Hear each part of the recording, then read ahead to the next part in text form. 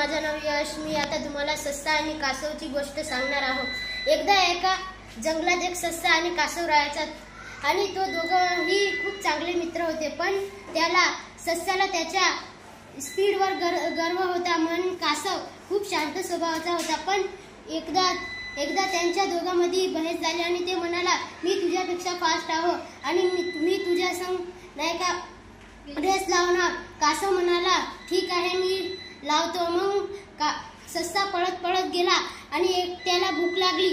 मग ते एका बगीच्यामध्ये थांबला आणि तिथे गाजर खाऊ लागला। गाजर खाणे, पाणी पिले आणि एक झाडाखाली झोपला। आणि मग ते म्हणाला होतं की आता तर कासव खूप दूर आहे, मी आता इथंच झोपतो। मग नाही का ते तिथं झोपून गेला। मग कासव आपल्या मेहनतीने ते चालू लागला आणि ते तिथं जाऊन पोहोचला आणि ससा उठला आणि ते पळत गेला आणि ते पाहायला लागला की तिथे तर ते कासव पहिल्याने आले आहे। म्हणून दोस्तांनो, जे आपल्या जवळ आहे त्याच्यातच खुश राहायचं।